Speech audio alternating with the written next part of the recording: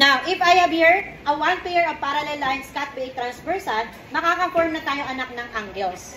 So, our topic for today is all about angles formed by a parallel lines cut by a transversal. Based on the given illustration, give me one pair of parallel lines. Kansino?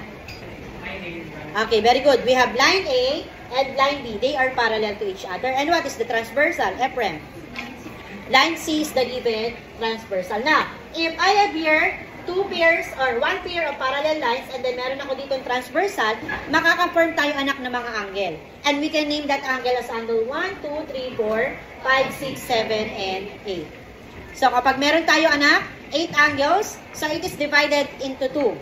Okay, what are those? The interior angle and the exterior angle. So when we say interior angle, angle that found inside the parallel lines. Nakapokus tayo anak sa parallel lines. Ano nga po ulit yung dalawang parallel natin? Line A and line B. So kung ito yung parallel, ano yung mga angle na nasa loob niya? Yun yung interior angle. Okay, name the interior angles of this figure. Anyone? Variabras, give me one. Very good. Angle 3. Ano pa po? Yes, Ephraim. Angle 4. De Pamalio? Angle 5. Redito? Okay. This is the interior angle. Yung apat na yan. We have angle 3, angle 4, angle 5, and angle 6. Now, if we have interior angle, we have also exterior angle. At ito naman yung mga angle na nasa labas ng parallel line. O, give me one, Ochotorena. Angle 2. Ano pa po? Esto. Angle 1, yes, Aula. Angle 7 and angle 8. Those are the exterior angle. So, any question about the interior and the exterior? Again, video 1, give the four interior angle of this figure. Okay, very good. And what are the exterior angle? Ihan. Okay, very good.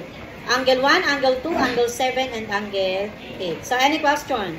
Now, what if the given line is like this? Okay, ito ang ating parallel line ay pa nakahiga. Anong tawag doon? Horizontal. This time, vertical naman ang gawin natin. So, line X is parallel to line Y. And this is the transversal. Line Z. So, we can name this as angle 1, 2, 3, 4, 5, 6, 7, 8. Based on the given illustration, name the four interior angles. Peralta? Okay, we have angle 2, 3, 6, and 7. Bakit po? Ano yung parallel natin, anak? Line X and line Y. So, kung ito yung parallel, anak, ano yung mga angle na nasa loob? And that is the interior angle. And then, name all the exterior angle na doon sa?